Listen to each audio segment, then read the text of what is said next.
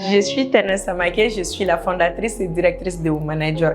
Womanager aujourd'hui est une association de droits des femmes qui promouvoit le bien-être social, le changement de comportement à travers des campagnes de communication impactantes et bénéfiques pour toutes. Ce qu'il y a à savoir, c'est que Womanager, à la base, c'était un blog, c'était un journal en ligne dans lequel je partageais des histoires des femmes qui m'inspiraient et qui, je pense, à l'époque, pouvaient inspirer d'autres jeunes femmes et d'autres jeunes filles. Et on parlait également de faits de société, de sujets de société qui pouvaient vraiment aider les femmes à relever les défis du quotidien. Et le blog a transité en webzine, c'est-à-dire en médias en ligne, à partir de 2019 avec une équipe rédactionnelle.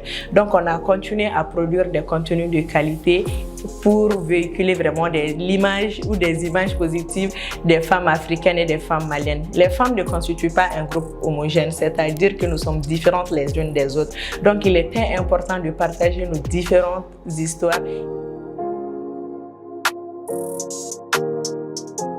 Les défis ont changé au cours des années. Quand on était un blog, les défis c'était de produire des contenus sur les femmes et des contenus vraiment qui combattaient les stéréotypes vis-à-vis des Maliennes et de l'Africaine. Et en 2017 aujourd'hui, c'est totalement différent. Les contenus que l'on voit aujourd'hui, c'était des contenus totalement différents de ce qu'on pouvait voir en ligne en 2016-2017. Donc, il y avait ce manque cruel d'informations positives sur l'Africaine et en particulier sur la Malienne. Et maintenant, le défi, c'est vraiment de continuer à nous développer, de continuer à développer le mouvement et à faire en sorte que chaque fille ait vraiment à sa disposition non seulement les informations, mais les outils qui peuvent vraiment l'aider à construire son leadership et à exploiter pleinement son potentiel au sein des communautés. Je pense que l'entrepreneuriat féminin au Mali a vraiment de beaux jours devant lui. Parce que je sais que non seulement les femmes de cette génération, mais les femmes des générations à venir aussi, avec les réseaux sociaux et les différents métiers que le digital offre, vraiment continuent et souhaitent entreprendre. Et je pense que les entreprises vont évoluer, les entreprises des femmes surtout. Parce qu'il faut tenir compte aussi de toutes les dispositions prises par non seulement l'État, mais aussi par les parties prenantes pour permettre aux femmes d'être un peu plus autonomes et indépendantes économiquement. Et ça passe par l'investissement. Il faut investir dans les entreprises des femmes, il faut investir dans les organisations de femmes. Et je pense que ce travail continue à se faire.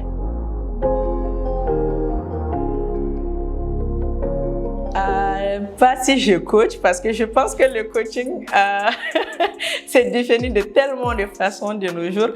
Mais si j'avais devant moi des femmes qui souhaitent entreprendre, et Dieu merci, au cours de ma petite carrière de blogueuse journaliste, entre guillemets, j'ai échangé avec beaucoup de femmes de différents horizons, des différents domaines, qui n'ont pas eu les mêmes backgrounds et qui ont atteint les succès de différentes façons. Je leur dirais juste d'oser.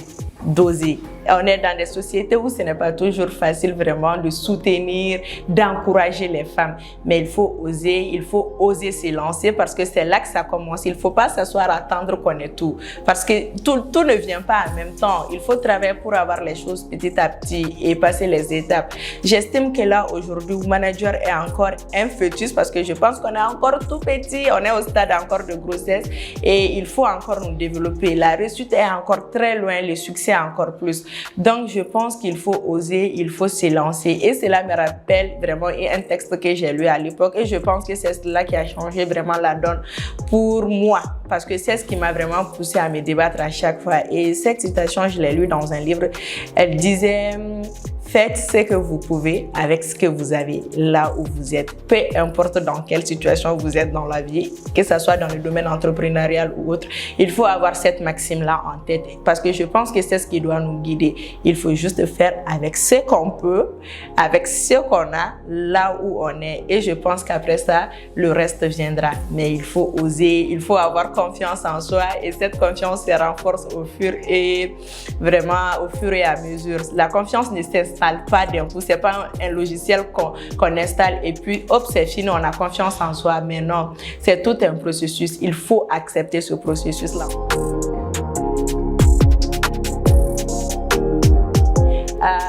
Merci au magazine Lead pour cette interview et vraiment cette initiative, elle me touche et elle me va vraiment droit au cœur. Merci d'avoir pensé à ma personne et merci d'avoir pensé à d'autres femmes qui tous les jours réalisent des choses incroyables au sein des communautés et au sein de nos différentes sociétés. C'est encore le cas malheureusement, mais on a encore besoin d'histoires positives sur les femmes. On a encore besoin d'histoires encourageantes, inspirantes et motivantes pour les femmes. Et vous faites ce travail-là et je pense que ça, c'est à féliciter. Merci beaucoup.